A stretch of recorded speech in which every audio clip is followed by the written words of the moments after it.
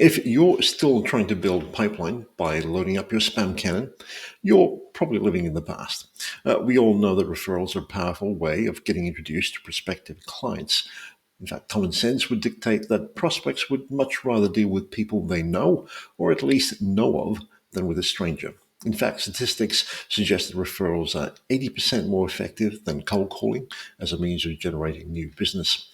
And 73% of executives prefer to work with sales professionals referred by someone they know. Salespeople who actively seek out and exploit referrals earn 4 to 5 times more than those who don't. Despite the bottom line value of weaving referrals into the fabric of your sales process, few reps are actively asking for them. Now you might be thinking, but surely this is more of a black art than a science. Not necessarily. I guess I'm hoping we'll peel back the curtain to help us leverage our connections effectively, and we'll explore that in just a moment. Hello and welcome to Predictable B2B Success podcast. I'm Vinay Koshy, and our guest today is Drew Sechrist. Drew, you're a serial entrepreneur, veteran sales leader, and CEO and co-founder of Connect the Dots. I believe back in 1999, you sent off a cold email to Mark Benioff and landed an account executive job at Salesforce, where you were employee number 36. You then went on to become the company's highest producing seller and the highest producing sales manager at Salesforce as they scaled from zero to more than $1 billion in revenue. When you moved on in 2010, you were the VP of Salesforce's high-tech vertical, calling on customers such as Apple and EMC. But in 2010, you launched your first tech company, Kuzu, I believe it was called, and went on to serve as an investor advisor and chief revenue officer for various startups before founding Connect the Dots in 2019. I'm curious, Drew, it's been quite a journey to date, but was there a particular incident that brought home this idea of using relationships the way to solve sales pipeline issues the way Connect the Dots does? And was the problem that you were trying to address back in 2019 still the same problem today? Yes, the same problem exists, and it's an age-old problem. I think every seller knows that a warm referral is the best possible way to get into an account. So that problem hasn't changed. How we've attacked it has changed over time pretty significantly. I think there are new technologies that keep coming online that help it. But to your original question there, was there an initial incident that spurred this in the early days in my career? I would say, I'm not sure it was an incident per se. It was more like a change in, so my life changed when I got that job at Salesforce in 2000, or I'm sorry, in 1999, a long time ago. And I moved out I was living in North Carolina at that time, and I was, I think, 26 years old. And I moved cross country to San Francisco and took, a role as employee number 36 at Salesforce. And I literally knew nobody west of the Mississippi. I didn't know anybody except the people that I was about to start working with. I'd come out and interviewed with them. So I'd met Mark Benioff and Brian Millham and Clarence and Teen Swo and Parker Harris, these very early people at Salesforce. I knew those people, but that was it. And so I didn't have any network to speak of. And when I started working at Salesforce we didn't have a product for sale yet. We just had a beta product that we were getting companies to use it for free. And we're starting with small companies at the low end of the market, a lot of .com startups. And we had, for those companies, we were leveraging our network. People knew each other to figure out who could we talk to at Blue Martini or at whatever company we were going to try to get to use our product for free. So knowing who knew who, that was important for our first set of customers. And then a little bit later, as we started to go up market, it became incredibly important to figure out how could we get to an executive at the company that would care about what we did. And ideally for us, it was like the VP of sales. That was our classic buyer in the early days. And I didn't know anybody west of the Mississippi, so I certainly didn't know the VP of sales or anybody else at any of the companies. But Mark Benioff. He knew a lot of those people. And so did Brian Millham, and so did Clarence. Clarence was a little younger, but he had some good good the people that he knew through his network. Long story short, it became very clear that leveraging our existing relationships to get into these accounts was the shortcut. And so I don't know if that was like the incident that caused this whole thing to happen. It was just the reality of the situation was the easiest way, the best way, the fastest way to get into an account and sell them effectively was to know somebody there. And so we just tried to do it as much as we possibly could, but it was a lot of kind of groping around in the dark, looking for the best possible path in. And and we were a small company, so we could just literally we're all in the same room, so you Yeah. could just turn and say, "Hey, Clarence," or "Hey, Brian," or "Hey, Teen," or "Hey, Parker, do you know somebody?" And they'd be like, "Yeah, I know somebody. I used to work with somebody at such and such, or I went to college with that person," or and that's how we did it in the early days. But fast forward to 23 years later, now there are a whole bunch of technological innovations have happened, and now there are much more sophisticated ways to go attack that problem. I'm curious though, given your journey to date, what would you say is your personal area of strength? Like today Yeah. in Yeah. 2023, what's Yeah. my personal area of strength? Correct. I do more things wrong than I do, that's for sure. But the I think I'm pretty good at playing the long game with relationships.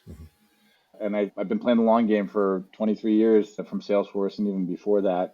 Just knowing that when I was 26, I'm now 50. I just turned 50, so it's almost half a lifetime ago when this happened.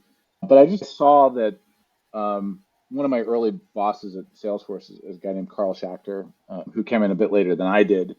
But he was a well networked guy in Silicon Valley by the time I met him, and we were both compared to how old we are now, we were both young people back then. But Carl had gone to school at Stanford in the Bay Area, and then he had worked at Oracle, and those were like really good places to Mhm. go meet people who were going in good directions. And so by the time I met him, he was a bit older than I am. He already had this great network that we could start tapping into. And I realized he maintained these really good relationships with people. He's a funny guy. He's a guy you want to hang out with. He's thoughtful. He's not transactional at all. He's just a person he's interested in people and he wants to help and he pays it forward where he can. And I saw that and I was like, this is a great model for building a career and a life. So I'd say one of my strengths is that thing that I picked up from Carl many years ago was play the long game in life with all your relationships. You never know who is going to mean what to you in the future. Mhm. And then we're all also in this life journey together and we all have our ups and downs and be a good person for each other.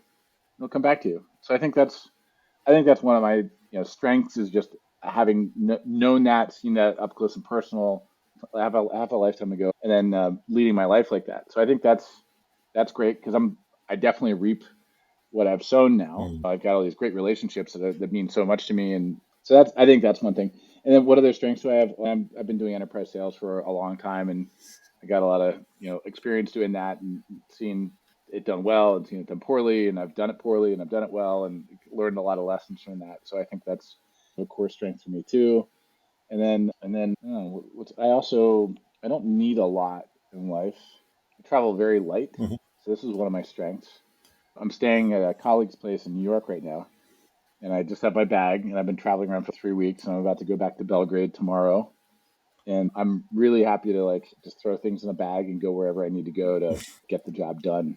So those are my three strengths. And if you ask me tomorrow, I'll come up with three different ones. I'll forget these, but Brilliant. I'm curious from a business point of view, what would you say that in that area of personal strengths that businesses don't know but should? I'm sorry. And strengths of those strengths that Yeah, I your or personal strength. Yeah. what do they not know but they should? I think the playing the long game is a thing that not everybody really understands. And there's a lot of pressure in sales to make your number Mhm. for this quarter, even for this month, in some situations, even for this week. Some people have, there's a lot of pressure. And I think that some of that's not bad actually, because you want to have a healthy pace to your organization. Like lethargy in a selling Mhm. organization is terrible. That's the death knell. So you want to have good positive pressure to perform. But at the same time, you don't want that to it can manifest in really bad ways. People can feel that it's just transactional, and then that's your reputation. And over time, you do that enough, that's your reputation. That's how people see you. They know that's how you see them. And so I think that companies not all companies understand that balance. They need to drive towards results and consistent results and keep up the positive pressure, but then also realize that life's a long game and you should be playing the long game and don't force things that shouldn't be forced. Yeah. So I would say that's probably a thing that not everybody thinks about enough. Hmm. I would agree with you on that one because me personally, I remember asking for my bosses to introduce me to certain people, and the general perception was that you don't do that. You don't do that, Vinay. You don't ask for my connections because they're my connections, not yours. And if you're asking for a senior VP's connections and your manager goes, you just don't do that.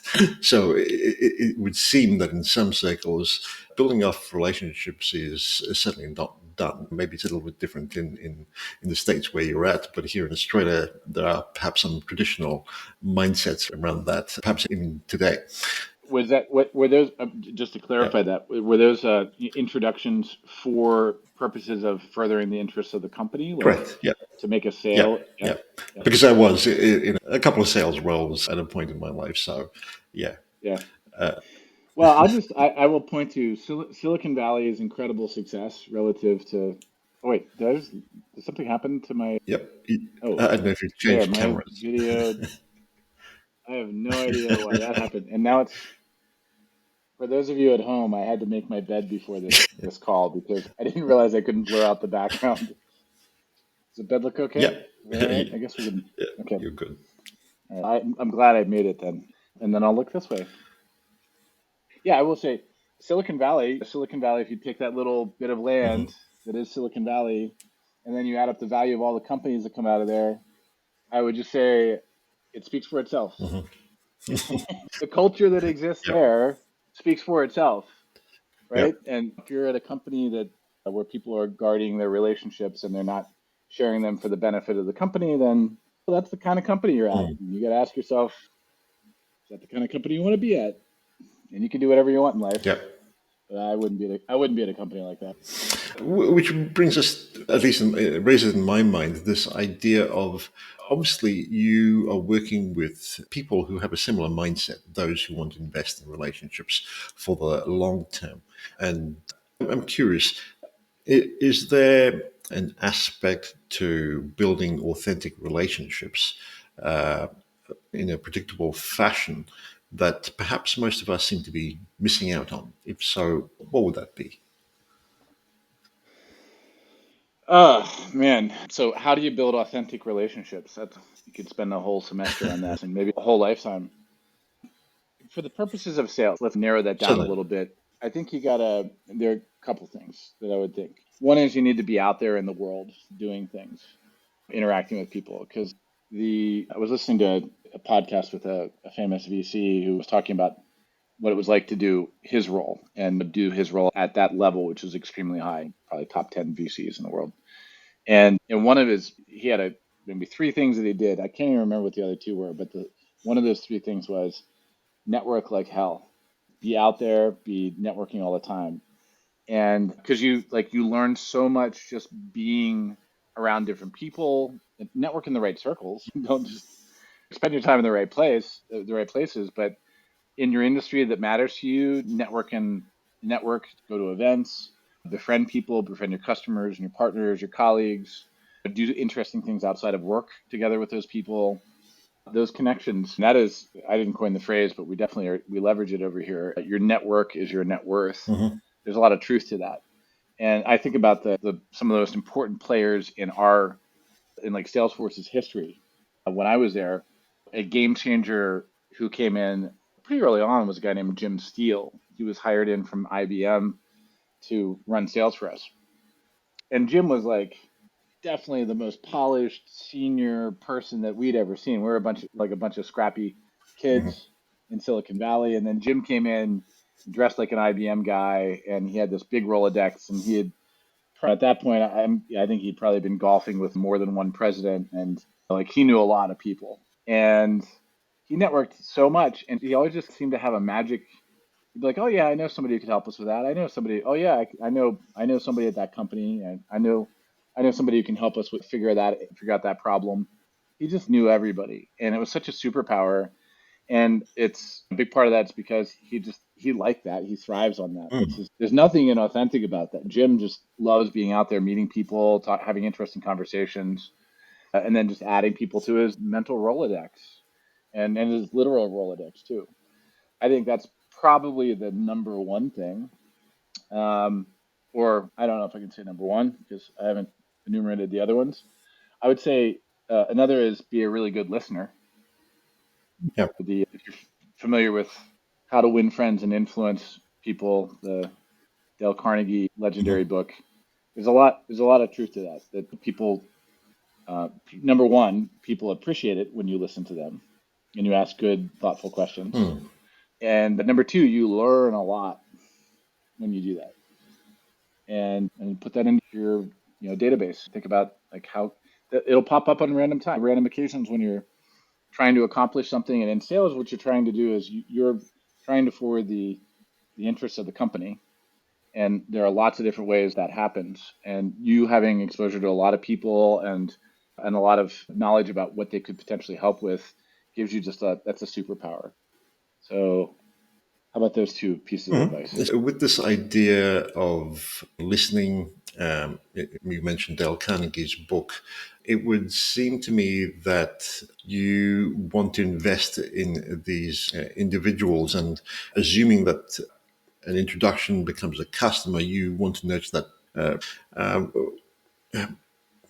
as a client, are you actively looking to listen to the client's issues as they evolve in order to continue to address their pain points that perhaps your solution solves? And are there particular ways in which you do that? First answer is hard yes. Of Yeah. course, you got to do that, or else your customers will eventually not be your customers anymore. Um, and how do you do that? I think that depends on the company Mhm. that you're in and stage of the company, how big your company is, and what types of products and services they sell to your customers. When I was in the early days of Salesforce, we invented the role that's now called customer success. Mm. And that did not exist before. But I remember when Mark came back from an offsite and said, okay, we're going to do this thing called customer success. And I thought it was a little bit too on the nose. We're going to call a function customer Mhm. success. Frankly, it sounded corny to me. Right. And now it's 2 decades later, and it doesn't really sound corny anymore because there's an entire industry around customer success. But it was actually brilliant. As corny as it sounded at the time, it was like, it's very clear. We need our customers to be successful. Mm. If they're not successful, then we will not be successful as a company. And part of it was our business model as a SaaS company required companies to continue subscribing to our service. They could turn it off and then go away. So it was much more important for a SaaS company than a traditional software company that just sold a CD-ROM. Yeah. It was more important for the SaaS company to make sure that they got it right and the customer was getting value. And but the upside was that if you get it right and you keep it right, then you could have a client for life. You could have, and I'm sure Salesforce has companies that have been using it for 2 decades now, and that's pretty cool. How do you do it? I guess one thing is make sure that you structurally as a company, you have part of your organization dedicated to listening to the customer, understanding what the pains are, and then proactively addressing those, fix those problems. And then there's all kinds of technology that you can invest in to help you do that. Like one of our customers, Gainsight, that's their entire job. Their entire job is they have an application that helps you as an organization understand what your customers need in order to solve their problems and be successful and renew their accounts.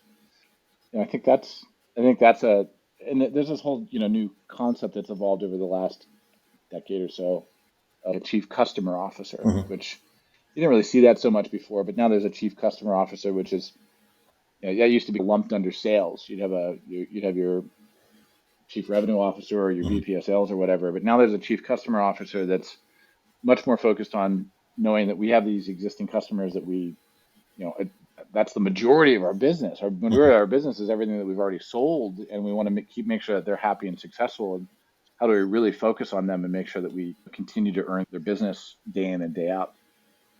So those are some things I've seen. They've evolved over time, and I think that's how our industry is going. And in your experience and with Connect the Dots, do you actually invest in communicating a snapshot, if you will, of a customer at any point in time throughout the company, or is it very much something that sales or customer success would focus in on? Could you just elaborate on that question a bit? Sure. I'm not sure that I follow it. With understanding customer needs and listening to them, it's probably something that customer service, customer success, or perhaps even sales might hone in on, so to speak. From your experience and perhaps with the way things are evolving at Connect the Dots, is that still the case, or is that information actually shared across the company? We're a pretty small company at this point. We're like 65 people. So we share everything we possibly can share Right. with each other. And most of us, we're spread out. Mhm, We are global. We're from between California and Belgrade, mhm, Serbia.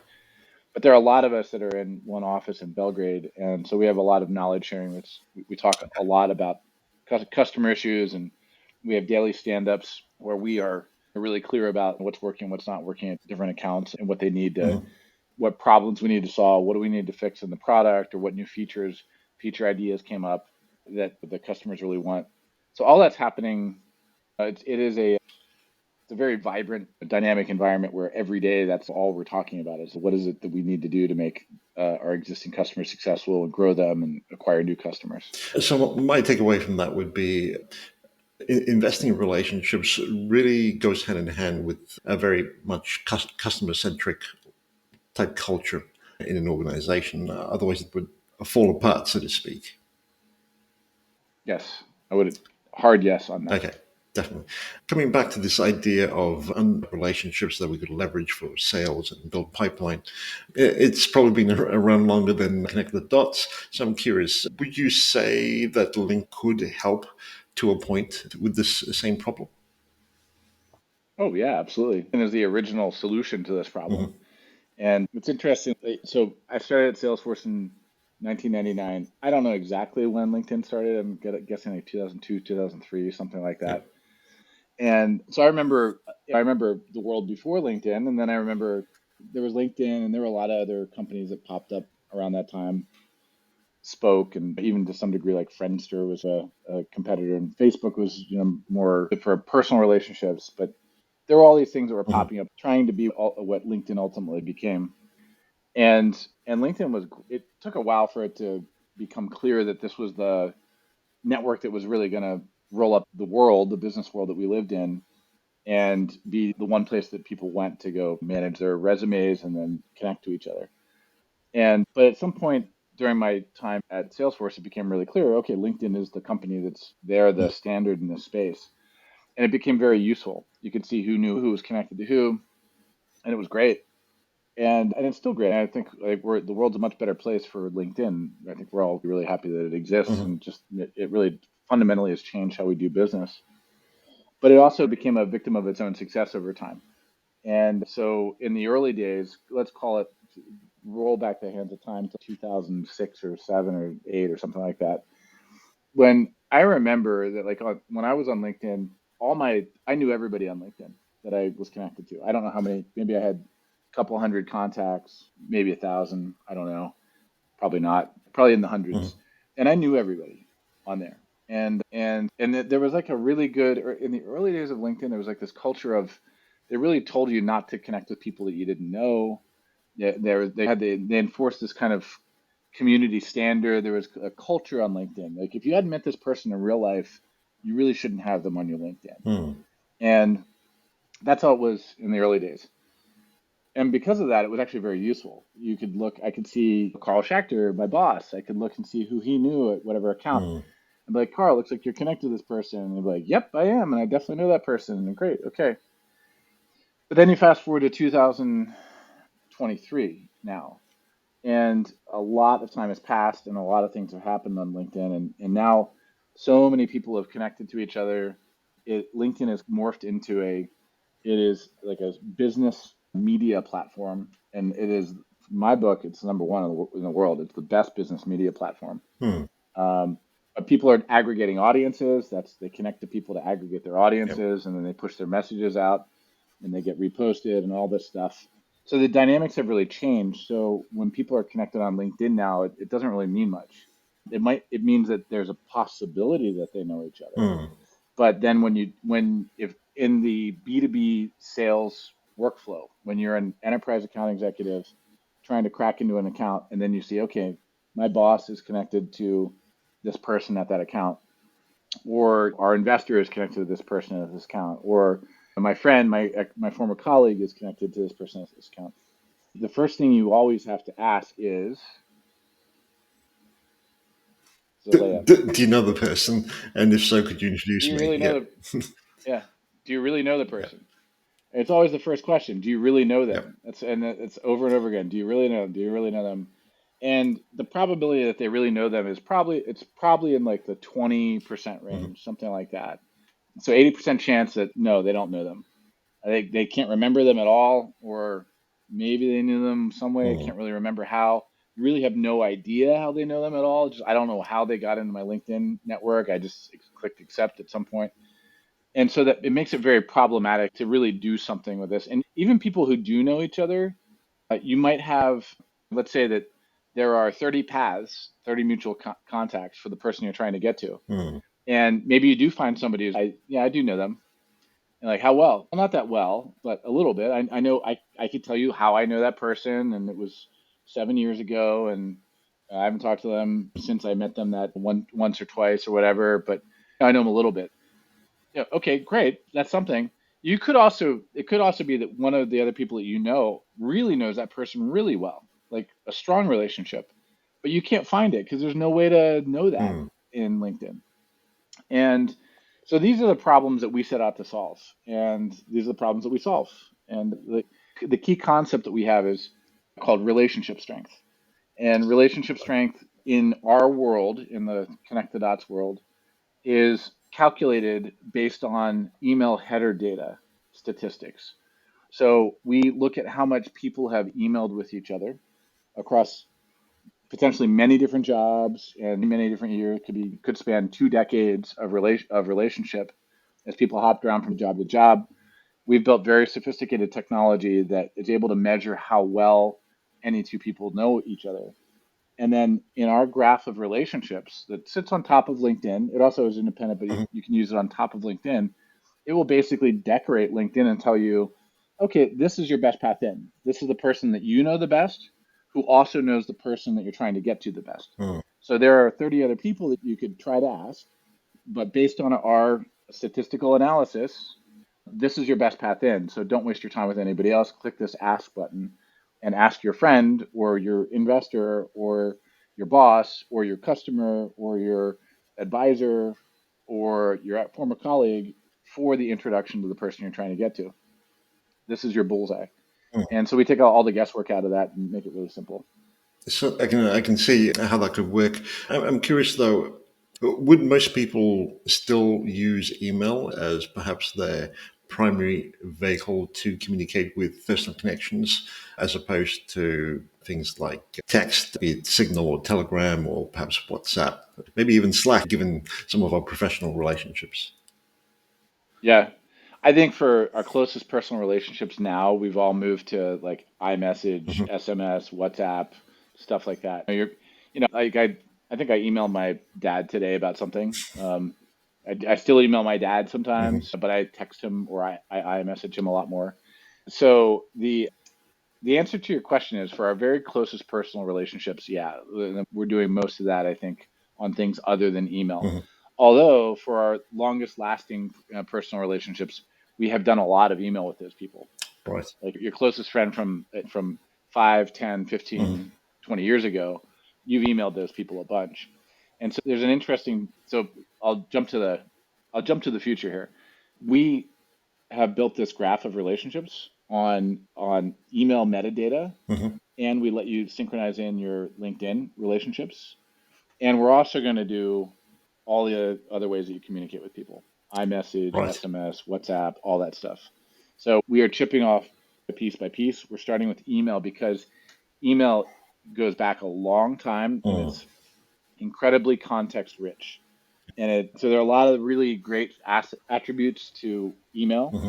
to make it the great foundation for all your relationships. And in the business world, when you're communicating with like customers and investors and advisors and partners and all these people, email is still the lingua franca for business. It's how everybody still communicates.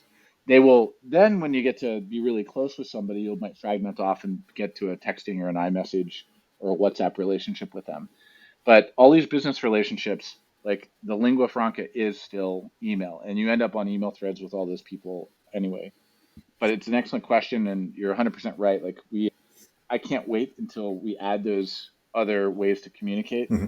to connect the dots, because I've got a lot of those relationships there. I've got in connect the dots. I've got 30,000 contacts. So mind blowing.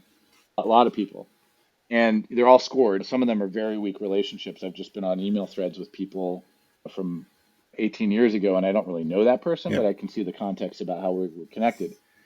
So it's great. I've got all those people, but I also have some really close people on my that I really just iMessage with, or I spend a lot of time out of the country too, Mm. so I do a lot of WhatsApp. There's a lot of WhatsApp relationships. So yes, you're 100% right. Okay. It's all coming. Yep. Brilliant. And I remember from our last conversation, you were talking about invisible relationships. Is that pretty much what you were talking about before? Those not so obvious relationships and connections that we have? Yeah, it's just you can't see. We do this thing called third degree visibility now.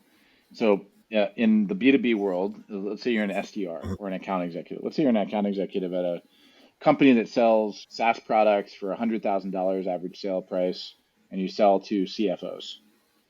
We make it now so that you can see, our customers can see, like if you're an account executive at that company, you can see that your COO has a relationship, a strong relationship with an investor Hmm. who has a strong relationship with the CSO at one of your target accounts. That's an invisible path. That's like, how can you see that any other way? The answer is you can't. Hmm. And we make that super crystal clear. So the account executive can just type in the account that they want to get to, called Acme, and it'll show exactly this path. This is your best path in via your COO to an investor to the CFO at the target company.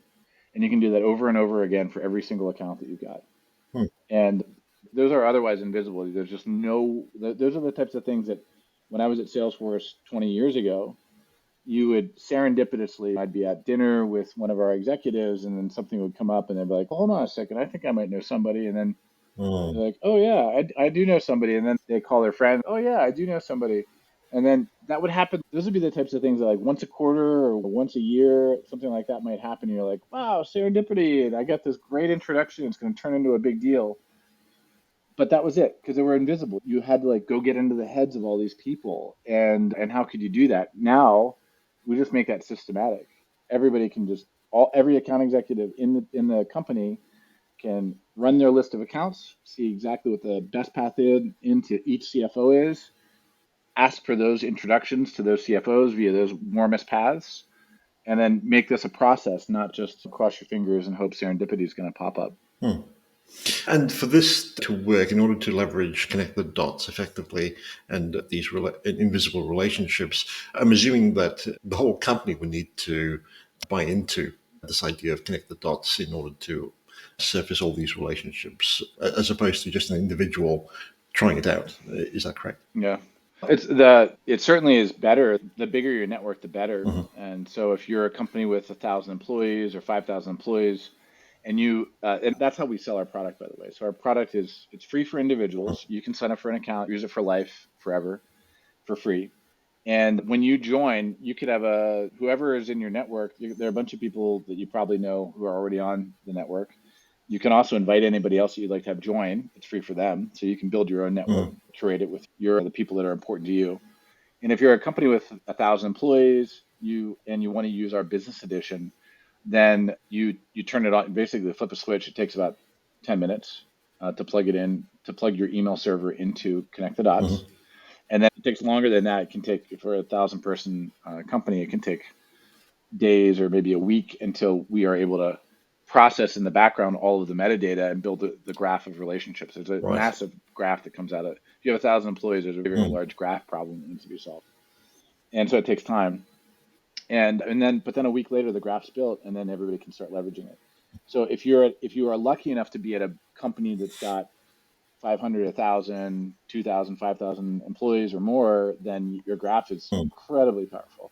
If you're just a single person, it depends on who already, like how good it's going to be out of the gate. And then it also depends on you to go curate your own group of people that you want to share with.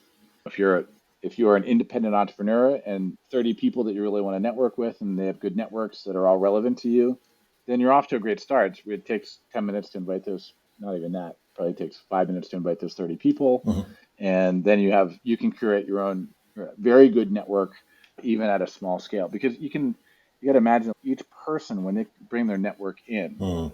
My network's a little on the larger side. I'm 50, part of this is a function of what your career has been up until this point, what types of roles you've had, how old you are, Mm. just how many years you've been on the planet, developing relationships.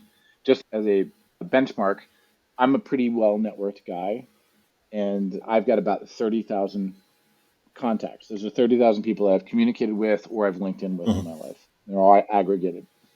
I have about 1,000 connectors. Mm. So my company is about 65 people. So that means 130 something people are not employees of my company. They're just people out in the world that are also using Connect the Dots that Mm-hmm. I know. So that they're part of my network. And then via those 1,000 people, I can get to, in second degree connections, I can get to 2 million people. Wow. 2 million.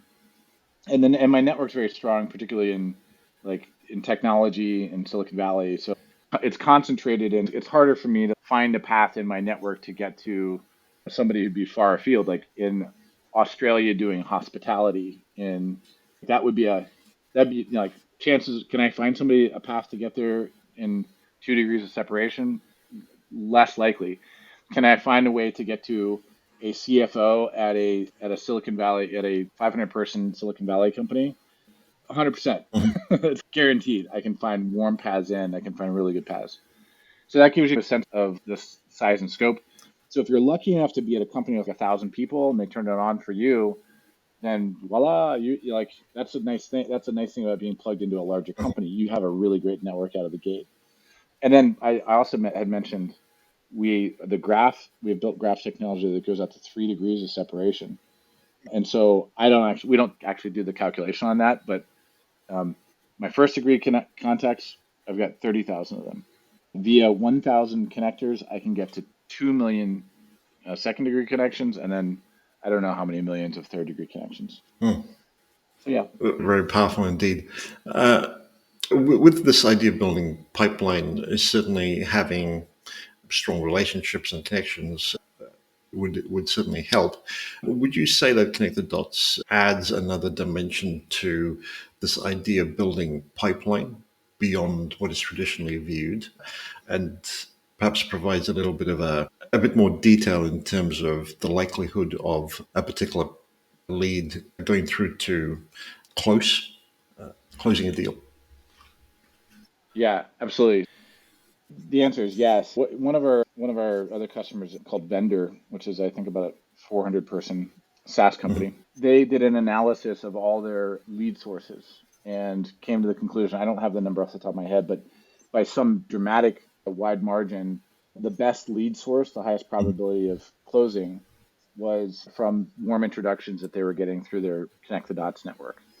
And so the conclusion was they get in much higher. The warm introductions can get directly to Mm-hmm. like the CFO at the company or the CEO at the company. So they're anchoring at the right spot. Mm-hmm. When you get that kind of executive sponsorship, there's a lot less wasted time. Mm-hmm. This is either a priority or it's not. The CFO says, yes, we need to get, in the case of Vendor, that company, it's either a priority that they want to get they're trying to compress their vendor spend right then. Mm-hmm. The vendor, like vendor is a VENDR, that's the name of the company. And if they're trying to compress their vendor, VENDOR, the generic term, spend with all their vendors, then this can get prioritized quickly, and the CFO can say, "Great, let's do a quick evaluation. If this pencils out, I want to do it," and then they can run through that process very quickly, and they've got executive sponsorship on both sides, and then they can close that transaction fast. It closes faster, it closes with a higher probability, and it's the best lead source that they've got now. And I think you're asking a really good question, which is, does this change fundamentally how we think about pipeline building? And yes, the answer is yes. And I don't know that we've fully grokked what it means yet because it's very new. People have not been able to leverage warm relationships like this in the past. The closest thing was like LinkedIn, but LinkedIn has the flaws that we talked about. So it's not, you can't really scale that up. It's too messy. It's too messy to try and scale up a warm pipeline like that.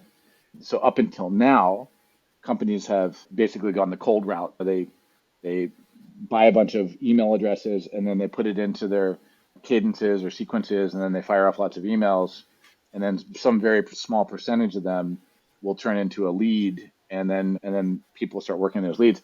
And those small percentages that turn into leads tend to be lower in the organization.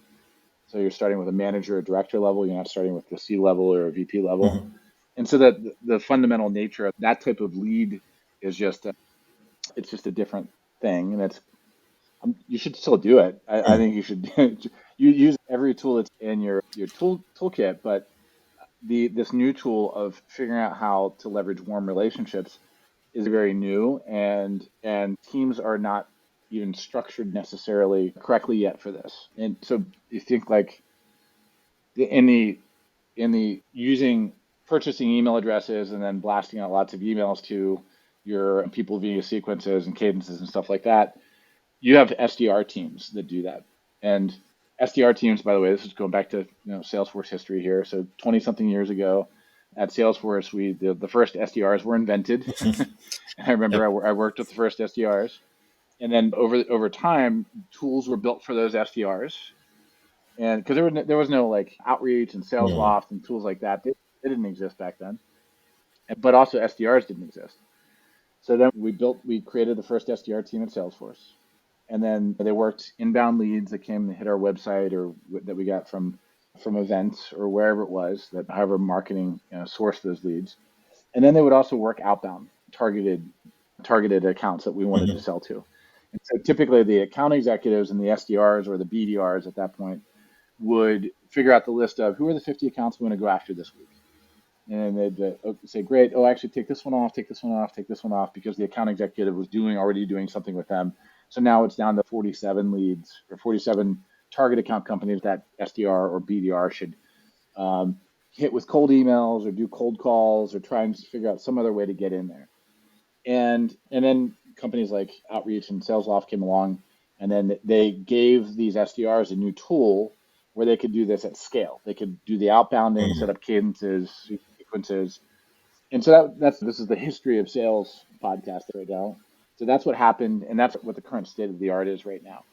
And it's been quite successful. Is these SDR teams everybody's got one now. Everybody's doing this, but a little bit like the victim of its own success thing that LinkedIn has experienced, where because all the connections it's so big. There's so many connections, and you can't really tell who really knows who.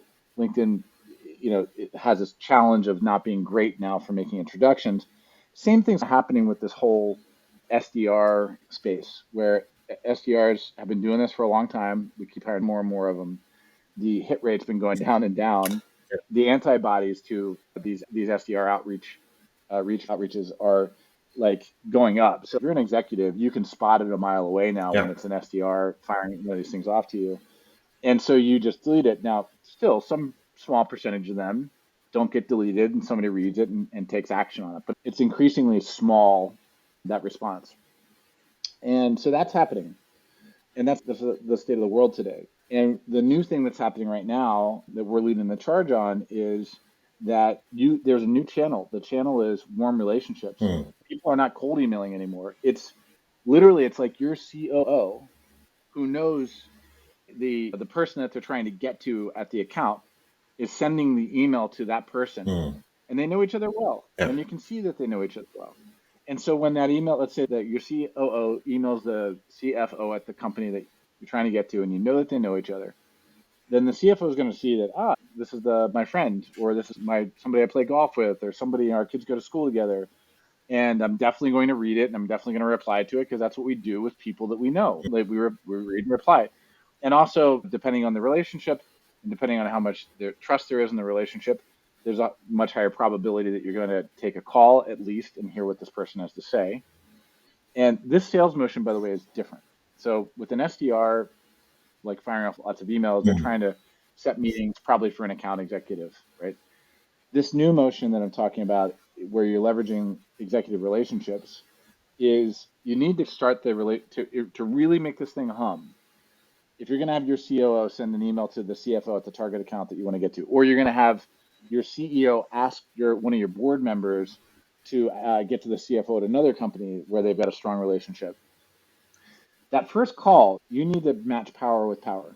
So your COO or your CEO or whoever you're using this to send the email out and make the ask, it's not coming from the SDR.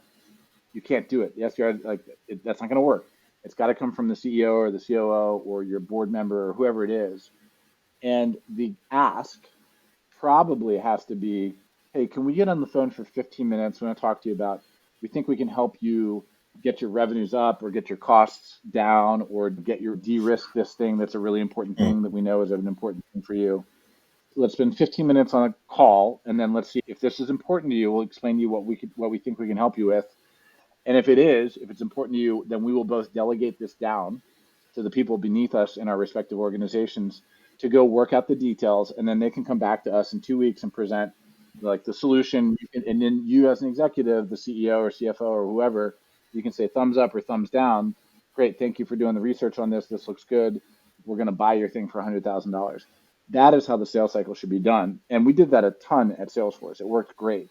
The X factor was, how do we figure out how to get those two executives paired with each other? Right. And that's the whole thing that's the whole thing that we have built this product for, Connect the Dots, is to figure out who can we pair with whom? How do we cut Right. straight to that meeting, anchor high, and then run these fast sales cycles? But the world's not quite like, we haven't structured yet for this. Mm. SDRs can't run that play. The thing I just explained to you, they don't understand how to leverage these relationships to Yeah. write like an executive, to ghost write an email like an executive, like your CEO would send to the Mhm. CFO of the target company. So there's some retooling that needs to happen, and we need to reimagine what our sales organization should look like and what the repeatable processes should be that this new sales organization is running day in and day out. And does connect the dots help with that ghostwriting ability, or is it still very much up to the individual? So, so glad you asked. Yep. Yeah, we built a feature called Ghost Emails, Right. and Ghost Emails are like, you're an account executive, Mhm. and you can see that your CEO knows the CFO at the company you're trying to get to. Then you can write in the voice of your CEO, and then click a button Right. to tee it up for your CEO. All your CEO then has to do inside of our system is just look and say, hey, that's a great email. It says, hey, Bob, we'd love to talk to you, have a 15-minute meeting, see if we can help you get your revenue up, cost down, Mhm. de-risk, whatever it is our value proposition is. Sincerely, CEO of our company. Mhm. And so send that, then the CEO, your CEO, when they see that and they say, that's a perfect email, just click send, they send it and it goes out from the CEO's email account directly to the target, the Mhm. COO or the CFO or whatever at the target company. And we've done some experimentation with AI to write those emails. Mhm. We also have a capability, just simple email templates that your CEO or your COO or your CFO knows this is the email I want to send in basically every one of these situations. Right. It's not that hard. CEOs, really, executives, they communicate with 3 sentences. That's about it. Mm. If you're going to send an email out, you don't want to have your entire value proposition, 4 paragraphs. That's nonsense. That's just not how they work. They get straight to the chase. We think we can help you with this. Mhm. Would love to talk to you about it. Can we get 15 minutes on the calendar next week? Mm. That's what they communicate. And then they have that 15-minute call and they go into the details then. So these things are like, this is not rocket science, Mm. but it is not intuitive to an SDR. So you need to template that or have generative AI help you with the email working within the parameters that you set. This is fascinating. You've certainly opened up a lot of possibilities and perhaps helped us think differently in terms of building sales pipeline and relationships as well. I'm curious though, is there perhaps an aspect or two around this idea of building sales pipelines in a relationship oriented way that you find doesn't get much airtime, doesn't get talked about very much? If so, what would they be? I don't know.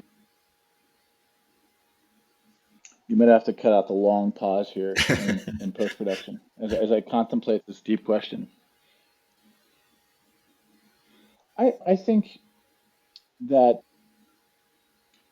times have changed a bit. COVID moved everybody to being just a little Zoom square in some who knows where on the planet.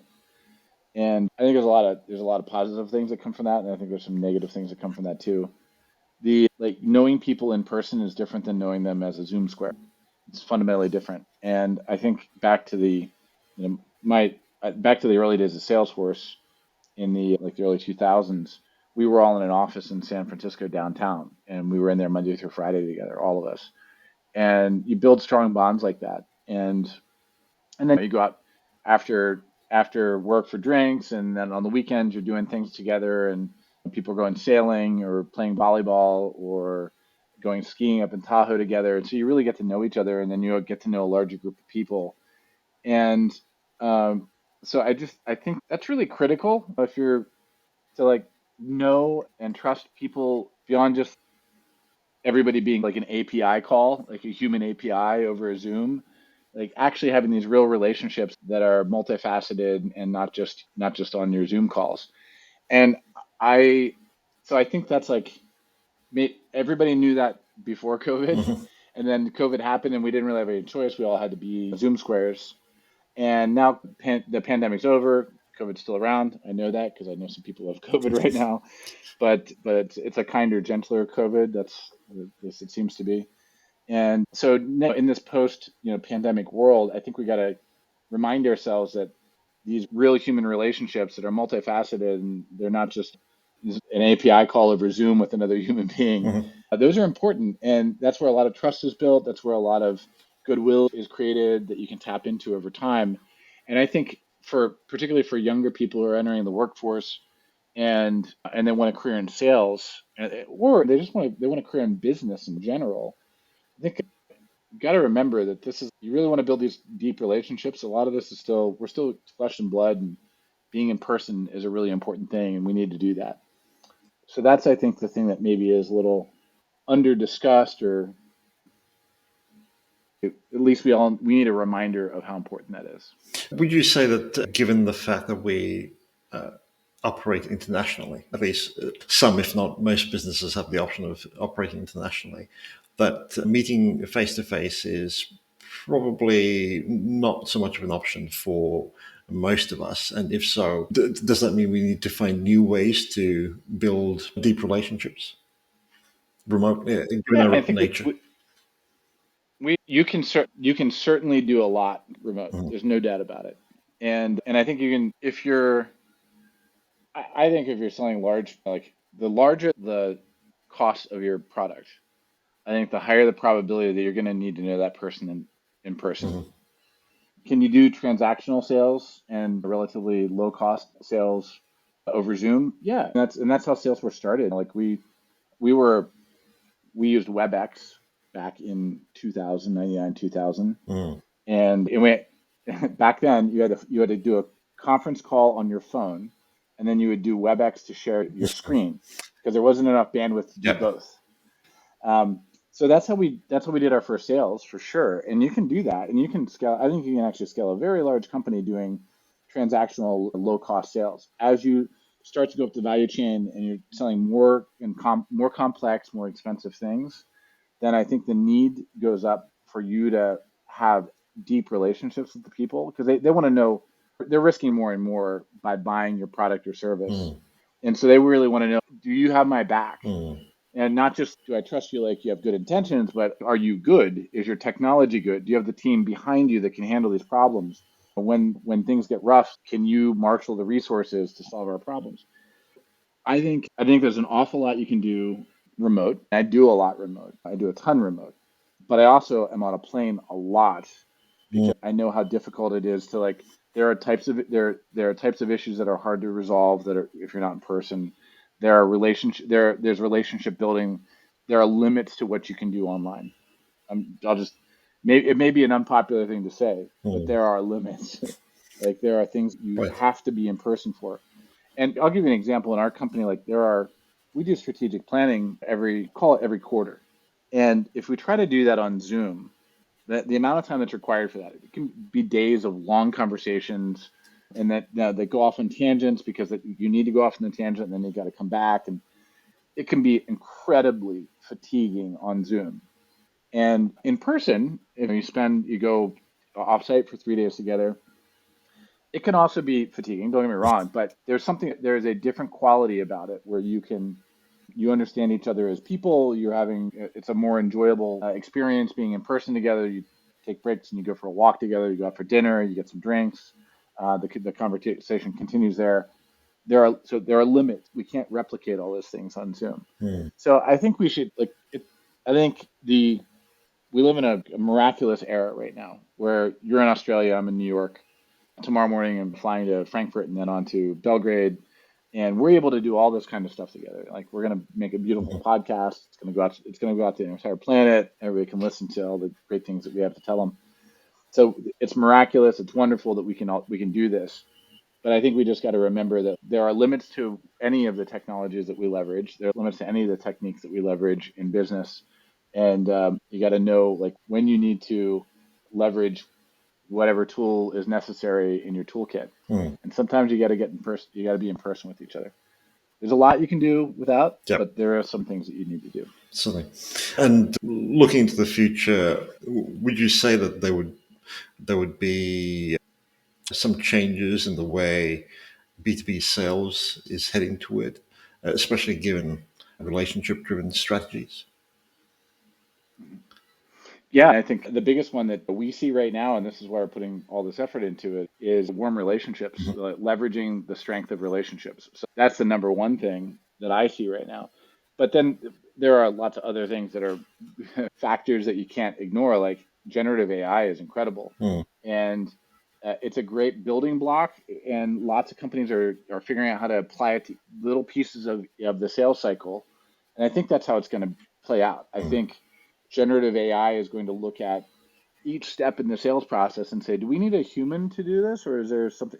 Or could generative AI do this, or could generative AI help one human do the job of 10 humans or 100 humans? mm. And I think we're going to see a lot of that. And by the way, I think that combination is really powerful. You figure out like how do you leverage this graph of all these people who actually know each other and trust each other, and you layer AI on top of that. That Venn diagram, super, super interesting. Very interesting indeed.